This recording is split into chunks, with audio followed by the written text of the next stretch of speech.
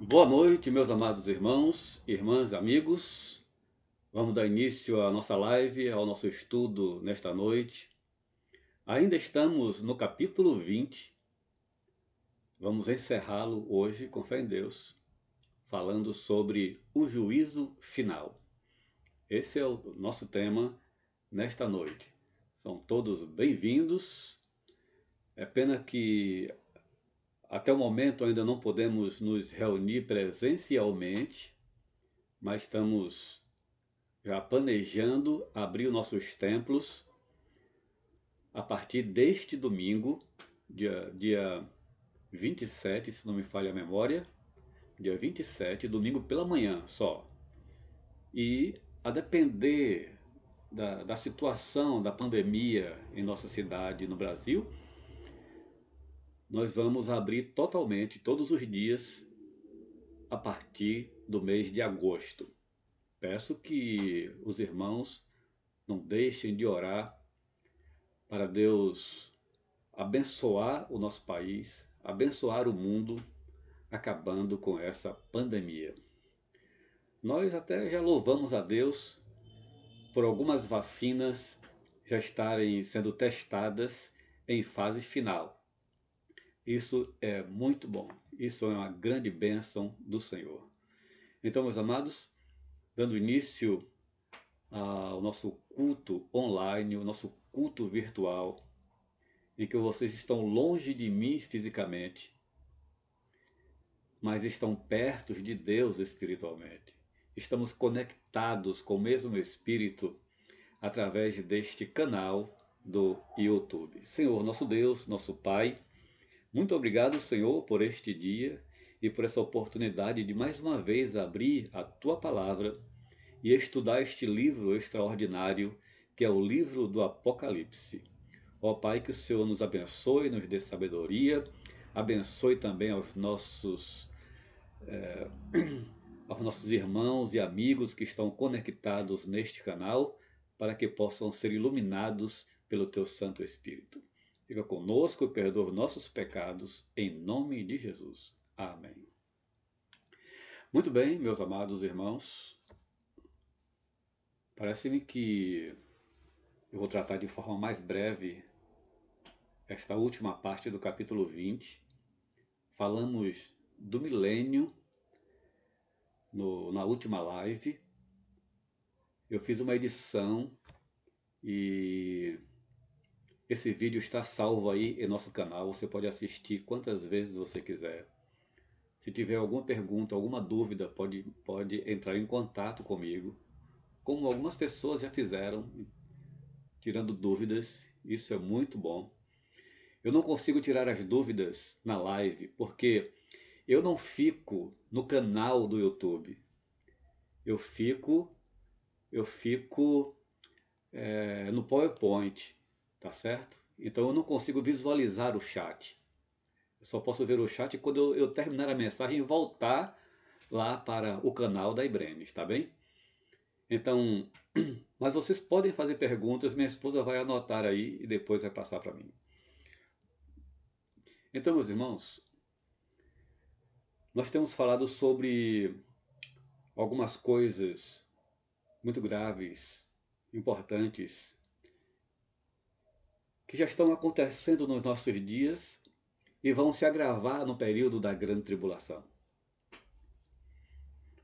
Até a volta de Jesus Cristo, os servos de Deus, os santos, a igreja hoje e os santos mártires e o povo de Israel, durante o período da grande tribulação, serão perseguidos, padecerão por causa da sua fé em Jesus Cristo, no Messias prometido. Esses dias, alguns irmãos me enviaram 2 vídeos. Infelizmente eu não sei colocar o vídeo aqui no sistema, na plataforma do YouTube, mas eu ainda vou aprender. Estamos aprendendo. Assim como já estamos aprendendo a trabalhar com o Meet. Ontem tivemos uma belíssima aula, um belíssimo encontro no nosso curso de discipulado, uma bênção. Então, meus amados, eu vou só mostrar para vocês, eu vou pegar aqui e vou mostrar para vocês 2 vídeos que me mandaram no WhatsApp para mostrar que a igreja cristã hoje já sofre perseguição por causa da sua fé, da sua lealdade a Jesus Cristo e à palavra de Deus. Isso quer dizer que no período da grande tribulação vai ser um controle total. Vai ser muito, muito pior, como nós falamos sobre o biochip na aula passada. Então, eu vou tentar reproduzir aqui o primeiro vídeo.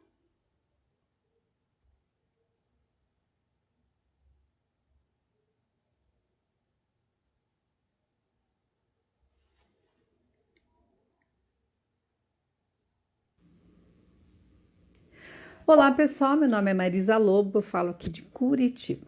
Eu quero que vocês prestem atenção nessas imagens. É um grande efetivo policial. É uma grande operação policial que aconteceu ontem aqui em Curitiba. Vendo todo esse efetivo, eu pensei, nossa, que maravilha, a Prefeitura de Curitiba está autuando traficantes, prendendo bandidos, mas pasme, não é isso. Todo esse efetivo, mais de 30 pessoas, Polícia Militar, Polícia Civil, Polícia Municipal, 9 viaturas, um caminhão de guincho, era para autuar uma igreja, porque eles receberam uma denúncia que estava havendo um culto dentro da igreja. E todo esse efetivo policial foram lá para fechar a igreja, prender não sei quem e autuar não sei o quê. Quando chegaram lá, o que estava acontecendo era um culto online, obedecendo todos os protocolos da Vigilância Sanitária da Secretaria de Saúde, da Prefeitura e também do governo estadual. Olhem o que está acontecendo. Quero aproveitar para dizer para vocês, fiquem espertos. Está havendo uma perseguição religiosa contra as igrejas, principalmente cristãs, em todo o Brasil. Isso é uma guerra contra o conservadorismo. Alguns gestores ou alguns funcionários desses gestores, desses prefeitos, não sei, não posso acusar, mas estão se aproveitando de uma pandemia para gerar pânico, caos, perseguir a igreja cristã, o conservadorismo, seguir os apoiadores do presidente Bolsonaro. Isso virou moda, no Brasil inteiro está acontecendo, então fiquem espertos. Igreja é serviço essencial. Aqui no governo do nosso estado, tem uma lei que diz que igreja é serviço essencial. E a igreja é serviço essencial. A igreja não pode ficar fechada. A igreja tem que ficar aberta, seja para fazer culto, para atender as pessoas, porque está havendo uma pandemia silenciosa, da qual esses gestores não se dão conta, e eu posso falar como psicóloga que sou, que está acontecendo uma pandemia de ansiedade, de depressão, de ideação suicida. As pessoas não têm estrutura financeira para chegar até um psiquiatra ou um psicólogo nesse momento. O que elas encontram? Igreja porta aberta. A igreja tem que estar aberta. Você tem que lutar para que a sua igreja, na sua comunidade, esteja aberta. Tudo bem, não pode ter o culto, mas se pudesse ter o culto, atendendo os protocolos, seria viável e importante. A igreja não pode fechar. Então, tem alguns gestores que estão pensando politicamente ou não estão se dando conta que a igreja preenche o vazio deixado pelo todo o Estado, todo o governo, toda a prefeitura. Ela preenche uma lacuna da qual o governo não consegue preencher. Então nós temos que ter respeito pela igreja, independente das posições políticas, independente de quem é o prefeito, como cidadã e como cristã. Eu não posso permitir, tenho que manifestar o meu repúdio a essa ação desastrosa, a essa ação exagerada da Prefeitura de Curitiba contra uma igreja. O ideal é, se houve uma denúncia e vocês têm que atender a denúncia, vão lá com uma pessoa, respeita a igreja, vão lá investigar se é verdade ou não. Agora chegaram lá e pagaram um mico de todo esse efetivo que custa um dinheiro, custa muito dinheiro para a prefeitura, para chegar lá e encontrar pessoas obedecendo o protocolo e fazendo culto online. A igreja não pode mais passar por esse terrorismo e nós temos que denunciar, independente de quem seja prefeito, de quem seja o governador, de quem seja até o presidente.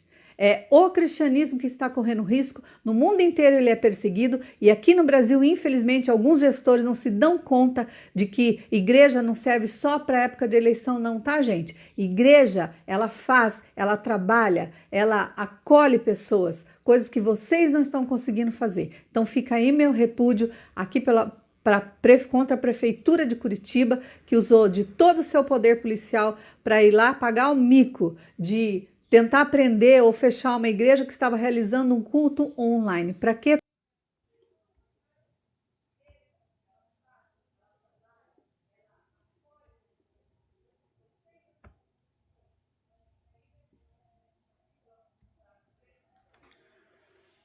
Muito bem, irmãos.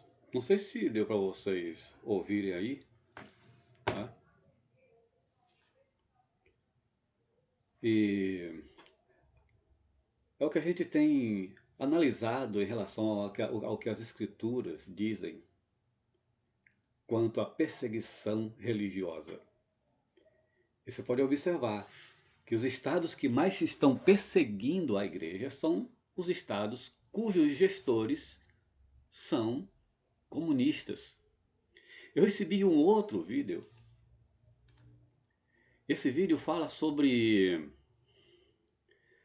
a perseguição na China. A China ameaça retirar benefícios sociais de famílias que se recusam a abandonar a fé cristã. Vamos até a Ásia conversar ao vivo com a correspondente Cíntia Godoy. Cíntia, bom dia para você.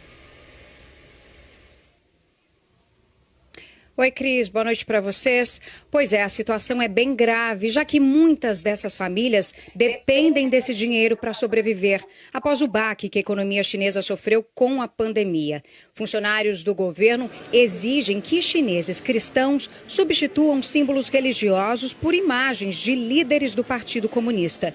Segundo um pastor que faz trabalho missionário em uma aldeia na China, uma idosa teve o auxílio equivalente a R$ 150 retirado após agradecer a Deus. As ameaças também acontecem nos templos. Cris, Sérgio. Obrigada, Cíntia.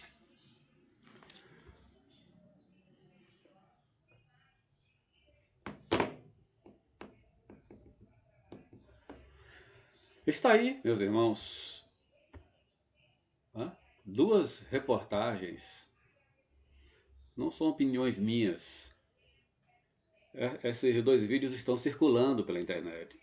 Está mostrando a realidade do que o Apocalipse descreve de forma muito mais grave, muito mais global do que vai acontecer no período da grande tribulação. Então, meus amados, o período da grande tribulação encerra com o advento da segunda vinda de Jesus Cristo. Ele instaura o milênio, Satanás é preso numa cadeia em que fizemos aquela análise daquele anjo, aquele arcanjo que desce com a chave do abismo, com uma cadeia na mão e aprisiona Satanás.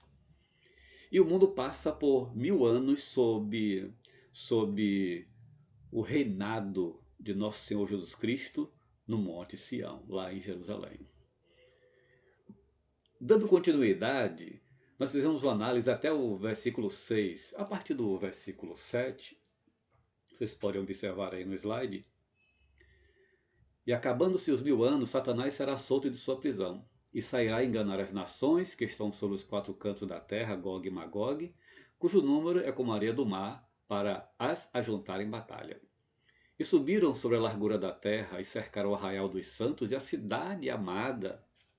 O ódio é contra Deus e contra o seu povo, contra Jerusalém. E desceu fogo do céu e os devorou.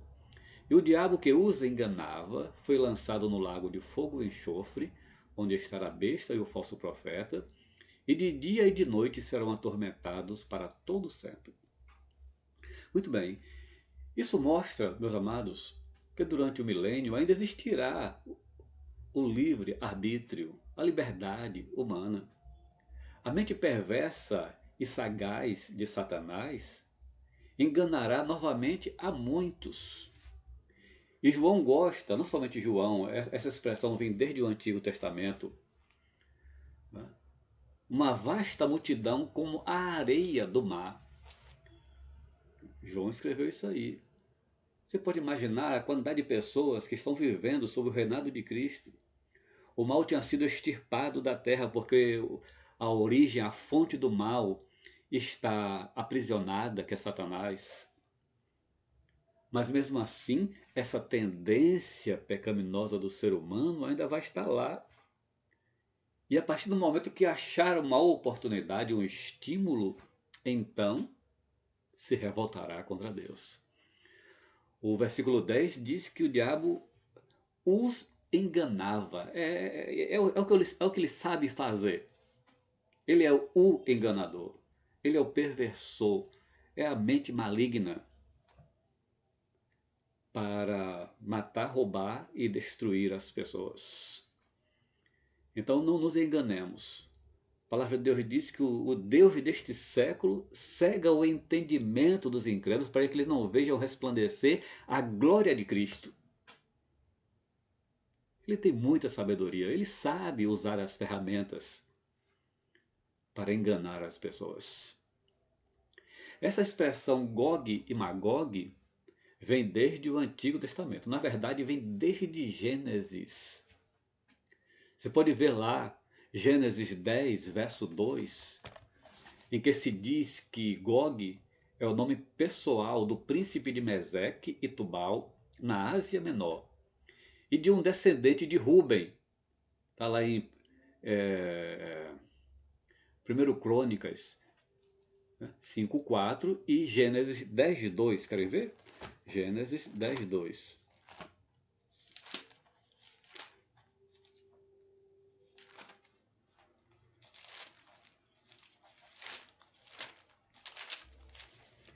Os filhos de Jafé são Gomer, Magog, Madai, Javã, Tubal, Meseque e Tiras. Então, esses povos antigos vêm desde a época de Noé. Né? Então, Gog é o nome do príncipe de Meseque. E Magog, o prefixo Ma quer dizer terra. Então, a terra de Magog. O nome são termos simbólicos que aludem às tensas forças congregadas contra a cidade amada, contra o povo de Deus. Se você observar, por exemplo, Ezequiel 39, 39 primeiro. Tu, pois, ó filho do homem, profetiza ainda contra Gog e dize, assim diz o Senhor Deus, eis que eu sou contra ti, ó Gog, príncipe e chefe de Meseque e de Tubal. Essa descrição desses povos do norte que sairiam para invadir e destruir Israel está profetizado desde o Antigo Testamento. E João vai usar essa representação simbólica de povos que vêm das tribos do norte para perseguição contra o povo de Israel, né, que será o centro de atenção de Deus durante o período da grande tribulação.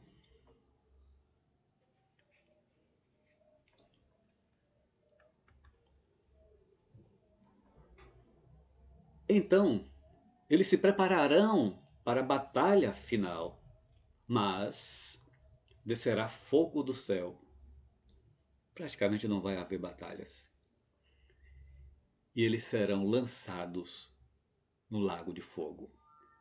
Está escrito, e o diabo que os enganava foi lançado no lago de fogo e enxofre, onde estão a besta e o falso profeta. E de dia e de noite serão atormentados para todo sempre. Diz aí, para todo sempre.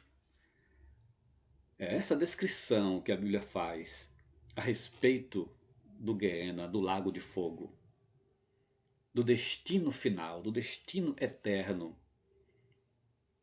de Satanás, da besta, do falso profeta, dos seus anjos e daqueles que lhe foram leais aqui neste mundo e rejeitaram a Deus. A Escritura, em parte alguma, ensina o aniquilamento da alma, como algumas heresias de nossa época ensinam, ou Existe uma outra heresia parecida chamada do sono da alma, defendida por uma seita que se diz cristã evangélica. Então, a Escritura, em parte alguma, ensina o aniquilamento da alma humana ou que o tormento do inferno chegará ao fim. Ao contrário, preste bem atenção nisso. Se você lê as Escrituras de Gênesis ao Apocalipse, quem mais pregou, quem mais falou sobre o inferno? Naturalmente, quem mais falou sobre o inferno foi Jesus Cristo. Ele sabe das coisas. Ele sabe da realidade do que há além dos portais da morte.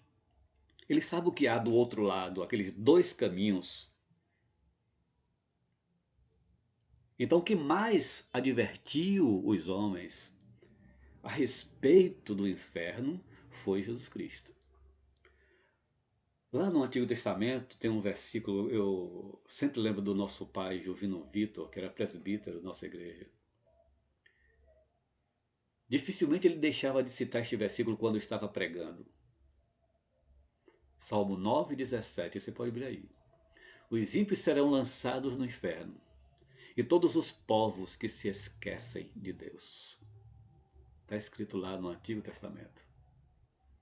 E de fato, observe, irmãos, só algumas passagens ensinadas pelo Senhor Jesus Cristo a respeito do inferno. E olha que são muitas. Começando no capítulo 5, verso 22, Jesus Cristo disse: Eu, porém, vos digo que qualquer que, sem motivo, se encolerizar contra o seu irmão, será réu de juízo. E qualquer que disser a seu irmão raca, raca quer dizer você chamar alguém de louco, imbecil, idiota, será réu do sinédrio. E qualquer que ele disser louco, será réu do fogo do inferno. Cristo usa a palavra aqui, né? Que é Gehenna, o fogo do inferno, onde o bicho nunca morre, o fogo nunca se apaga. Capítulo 10, verso 28. Olha essa declaração de Jesus Cristo a respeito do poder de Deus. Mateus 10, 28. Não temais os que matam o corpo e não podem matar a alma. Temei antes aquele que pode fazer perecer no inferno a alma e o corpo. É uma advertência duríssima, feita por Jesus, que é a encarnação do amor. Mas é justamente por amar as pessoas que Cristo lhes adverte a respeito da realidade que os aguarda quando transpor as portas da morte. Uma outra passagem é uma parábola, está lá em Lucas 16, 23. Lucas 16, 23, a parábola do rico e do Lázaro. Jesus Cristo ensinou o seguinte, o verso 23. A gente sabe, né? O Lázaro era pobre, mendigo, né? Vivia à mesa do rico que não lhe dava nada. E o rico vivia regaladamente, no luxo, no conforto, na abundância, naquela vida, daquele estilo de vida egoísta que não se preocupa com os outros. E ambos morreram. Lázaro foi para o seio de Abraão, para o paraíso. E ele foi lançado no inferno. Está escrito: e no inferno ergueu os olhos. Isso quer dizer que no inferno há vida consciente. A pessoa não está dormindo. A alma não foi aniquilada. Estando em tormentos, ele está ali padecendo um sofrimento psico-emocional severíssimo, constante, permanente, estando em tormentos, e viu ao longe Abraão e Lázaro no seu seio. Então, você pode ler depois esse trecho com mais calma e desenvolver a sua análise do que Jesus Cristo está querendo ensinar com isso aí. E Jesus Cristo diz outras grandes verdades teológicas através desta ilustração. A pessoa lembra dos familiares. A pessoa se lembrou de pedir a Abraão que mandasse um evangelista pregar o evangelho para os seus parentes. E que não haveria mais possibilidade dele sair daquele lugar. Não existe purgatório, não existe evolução quando o indivíduo parte para a eternidade. O destino é definitivo. Momentos de decisão, hora de decisão é hoje, é agora, enquanto você tem vida. Mas existe, irmãos, um outro texto em 2 Tessalonicenses, capítulo 1, de 8 a 10. É um texto extraordinário. É como se fosse uma síntese do Apocalipse, da ira de Deus, da vingança de Deus contra os que o rejeitam o Messias, rejeitam o seu Evangelho. Olha o que aqui diz. Vou ler a partir do 7. E a vós que sois atribulados, tomando vingança dos que não conhecem a Deus, e dos que não... E a vós que sois atribulados, descanso conosco, quando se manifestar o Senhor Jesus desde o céu, olha falando da segunda vinda de Jesus, com os anjos do seu poder, com labareda de fogo, tomando vingança dos que não conhecem a Deus, e dos que não obedecem ao Evangelho de nosso Senhor Jesus Cristo. Olha aí a defesa, a justificação da ira de Deus lá no período da grande tribulação e na instalação do tribunal do trono branco, do juízo final. Os quais, por castigo, padecerão eterna perdição. Olha, as palavras são graves. Longe da face do Senhor e da glória do seu poder. Qual é o pior mal de se viver no inferno? É o bicho que nunca morre? É o cheiro do enxofre? É a opressão satânica reinando no inferno? Não. O apóstolo Paulo vai dizer aqui que o pior da perdição eterna não são as chamas do inferno, mas porque essas pessoas vão viver sob culpa, sob lamento constante, pois estarão longe da face do Senhor e da glória do seu poder. Estarão sem Deus. Não tem Deus. Os capítulos 21 e 22 do Apocalipse vai mostrar que a glória do céu não são as suas riquezas materiais, o seu esplendor, das suas pérolas, do ouro. Não. Mas na presença gloriosa do Deus, do nosso Deus Todo-Poderoso e do Cordeiro de Deus e do seu Filho. Então é a presença de Deus que faz a diferença na vida humana, tanto agora quanto na eternidade. Esse trecho de 2 Tessalonicenses 1, de 7 a 10, é fantástico. E vou dizer mais, meus irmãos. É isto que Paulo está dizendo aqui. Olha a perspectiva do cristão na volta de Jesus Cristo. O que é que eles vão sentir? O que é que vai dominar o coração dos cristãos, dos servos de Deus? Versículo 10. Quando Jesus vier para ser glorificado nos seus santos e para se fazer admirável naquele dia em todos os que creem, porquanto nosso testemunho foi crido entre vós. Então, naquele dia, os crentes vão se admirar de ver a majestade da glória de Jesus Cristo. Vão ser glorificados com Ele por causa da presença dEle na sua vida. É uma coisa extraordinária. Temos que pensar muito e pregar muito sobre isto. Em seguida, irmãos, observe, diz assim,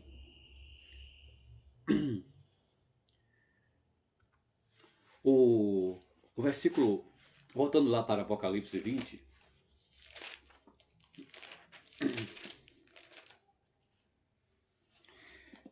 e vi um grande trono branco, e o que estava, versículo 11, e o que estava sentado sobre ele, de cuja presença fugiu a terra e o céu, e não se achou lugar para eles. E vi os mortos, grandes e pequenos, que estavam diante de Deus. Esse é o dilema do ser humano. O grande problema do tribunal, do juízo final, é naquele dia quando o homem se colocar diante de Deus, diante da face do Senhor. E abriram-se os livros, e abriu-se outro livro que é o da vida. E os mortos foram julgados pelas coisas que estavam escritas nos livros, segundo as suas obras. E deu o mar os mortos que nele havia, e a morte e o inferno deram os mortos que neles havia. E foram julgados cada um segundo as suas obras. E a morte e o inferno foram lançados no lago de fogo. Esta é a segunda morte. E aquele que não foi achado escrito no livro da vida foi lançado no lago de fogo. Olha que coisa. Então, quando Deus estabeleceu o tribunal do trono branco, esse tribunal é para julgar os que serão condenados. Porque a igreja passou pelo bema durante o período da grande tribulação e recebeu galardões no céu. E aconteceram as bodas do Cordeiro lá no céu.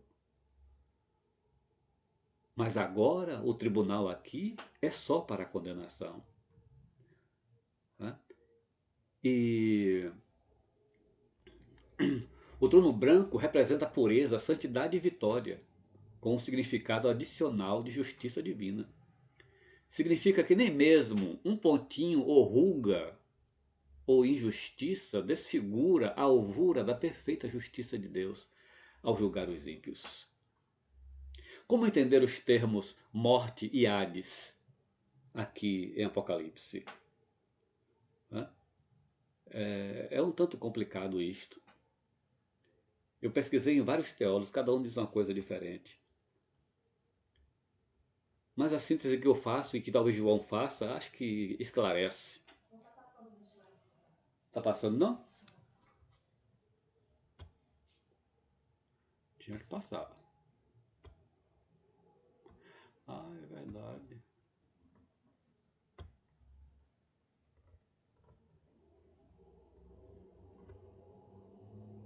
Quer dizer que vocês não estão vendo o slide, né? E eu passando tranquilamente aqui.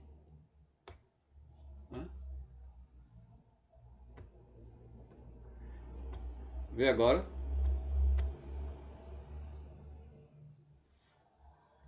Tá indo? Não.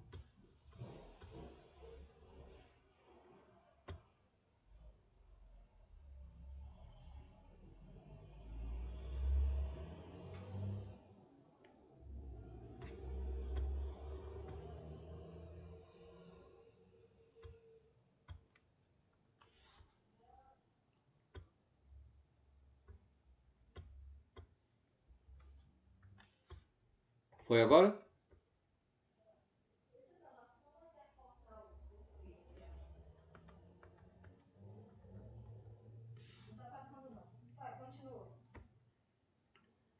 Muito bem, irmãos. Não sei o que aconteceu para o slide aqui não...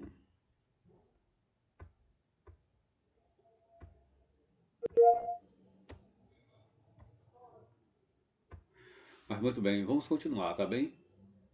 Eu não sei o que teria acontecido aqui. Pronto, ótimo. Tecnologia tem dessas coisas. Então, irmãos, como entender os termos morte e Hades? Aqui no versículo diz assim: e deu o mar os mortos que nela havia, e a morte e o inferno deram os mortos que neles havia, e foram julgados cada um segundo as suas obras.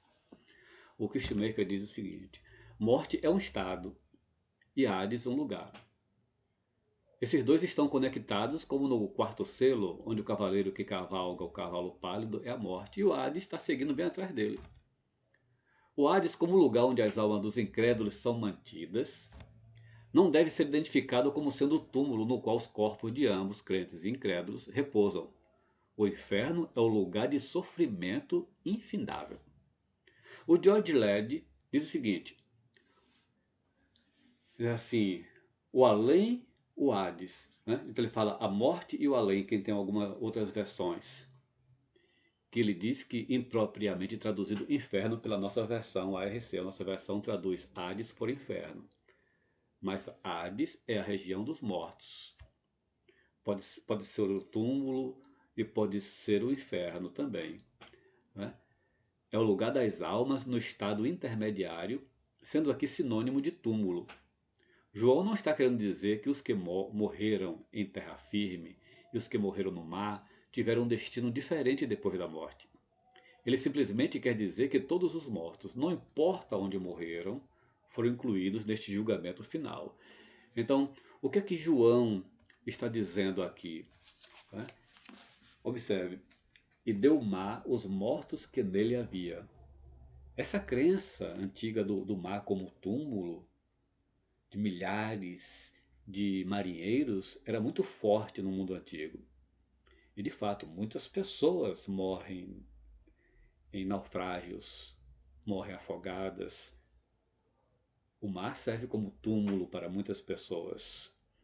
Então, onde quer que haja mortos, seja no mar, seja no túmulo, seja no Hades, nessa região intermediária, em que as almas estão aguardando o julgamento final, todos eles darão seus mortos. E estarão todos diante da presença do juiz de toda a terra, de Deus. E foram julgados cada um segundo as suas obras. E a morte e o inferno, que eram intermediários agora, foram lançados no lago de fogo, que é perene, que é eterno. Na verdade, João está fazendo esse tipo de descrição só para dizer que todos esses mortos vão sofrer a segunda morte, que é o banimento eterno da presença de Deus. Isso é que é terrível em relação a esse tipo de julgamento. Eu tenho 2 estudos em que eu faço uma análise minuciosa sobre isso aqui. Abriram-se os livros. E abriu-se outro livro, que é o da vida. E os mortos foram julgados pelas coisas que estavam escritas nos livros segundo as suas obras. Versículo 15. E aquele que não foi achado escrito num livro da vida foi lançado num lago de fogo. Ora, há 8 referências no Novo Testamento ao livro da vida. E 2 delas se referem especificamente ao livro da vida que pertence ao Cordeiro, a Jesus Cristo. Querem ver? Esse é um estudo maravilhoso, irmãos. Já preguei várias vezes sobre este assunto. E aqui em Colossenses, capítulo 4, verso 3, assim... Cadê? Filipenses 4, 3, eu estou lendo Colossenses. E peço-te também a ti, meu verdadeiro companheiro, que ajude essas mulheres que trabalharam comigo no Evangelho, com Clemente e com os outros cooperadores, cujos nomes estão no livro da vida. Aqueles que trabalham na obra do Senhor, têm os seus nomes escritos lá no livro da vida. Apocalipse 3:5. Olha essa passagem. Apocalipse 3:5.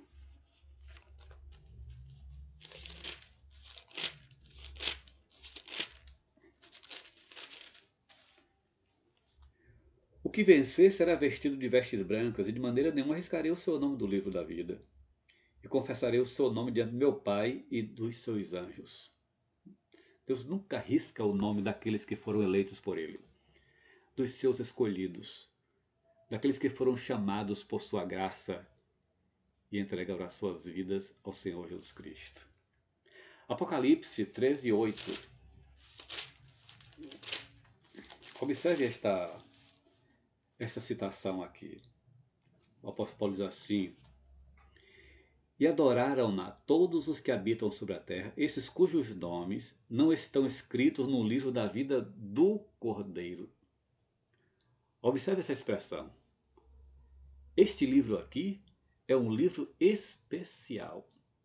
Esse livro pertence a Jesus Cristo. O livro da vida pertence a Jesus Cristo. Aqui estão apenas escritos os nomes daqueles que foram salvos por Jesus Cristo, do seu povo, da sua igreja. Então, há muitas passagens para mostrar que aqueles cujos nomes estão escritos no livro da vida são os que pertencem a Deus, têm uma fé genuína e santidade de vida, aqueles que alcançaram a vida eterna através de Jesus Cristo. O livro da vida é o livro do Cordeiro. Os que rejeitam a palavra de Deus e servem a falsos mestres não têm seus nomes escritos no livro da vida. No julgamento descrito em Apocalipse 20, de 11 a 15, esses serão condenados ao lago de fogo. Aqueles que não têm seus nomes escritos no livro terão como destino final a morte eterna, ou seja, a separação eterna da presença de Deus. Está escrito aqui. No final dos tempos, esse livro será usado por Deus em seu grande dia de julgamento de todas as nações. Vão se abrir os livros, isso já tinha sido profetizado por Daniel, que no julgamento haveria de ser assim. Há uma atividade, eu costumo pensar assim, há uma atividade incessante no céu em que as coisas estão sendo anotadas, estão sendo registradas. No dia do juízo final, todos comparecerão diante do Supremo Juiz. E as pessoas não terão em que se basear. Diz assim, todas as coisas fugiram, saíram dos pés dos homens. Você não tem mais a quem recorrer, de quem reclamar. Você vai estar diante do juiz. É você e Deus. Não é? Quando João diz assim, o mar, a morte e o Hades entregarão seus mortos, João está descrevendo a universalidade da reunião dos mortos. Não importa como, quando ou onde alguém morreu. Todos darão seus mortos, serão julgados e condenados definitivamente. Meus amados, para a gente concluir. Seus nomes podem estar em livros dos mais relevantes dentro da sociedade. Seus nomes podem ser os mais importantes de qualquer sociedade, clube ou associação. Seus CPFs e carteiras de RG podem estar registrados nas maiores e melhores academias, conselhos, organizações ou ordem da nação brasileira, inclusive de outros países. Alguns livros de visitas das festas de maiores glamours de sua cidade podem ter seus nomes ali escritos. Vocês podem estar nas revistas e jornais da Socialite. Podem estar registrados no Guinness Book. E até a marca de suas mãos e pés pode estar registrada. A sua marca pode estar registrada nas calçadas da fama. Tudo isso é até bom, não é? Mas se seu nome não estiver escrito no livro da vida, você vai passar pelo juízo final e vai ser condenado. Você tem certeza que o seu nome está escrito no livro da vida? Essa é uma das maiores alegrias do cristão. Saber que faz parte da lista de Deus, do livro de Deus. O livro é algo para não se esquecer. É algo para se eternizar o registro de alguém. Se o seu nome está escrito no livro de Deus porque você foi escolhido e foi amado por Cristo antes da fundação do mundo. Um dia Jesus Cristo mandou os seus discípulos evangelizar e eles voltaram, meus irmãos, muito felizes. E chegou um momento que eles disseram assim, está em Lucas 10, 17 a 20. Disse, mestre, no teu nome até os demônios nos obedecem. E eles estavam, meus irmãos, impressionados, regozijados por conta deste poder sobrenatural. Cristo, todavia, lhes respondeu o seguinte. Quer dizer, eu vou ler para vocês aqui, porque eu uso a linguagem mais atual. Lucas 10.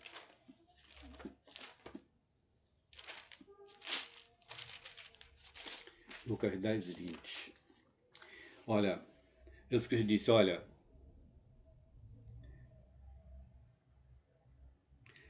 mas não vos alegreis porque se vos sujeitem os espíritos. Alegrai-vos antes por estarem os vossos nomes escritos nos céus. Isso vale para todos nós. É a nossa alegria, a nossa esperança. Nosso nome foi escrito por Deus no seu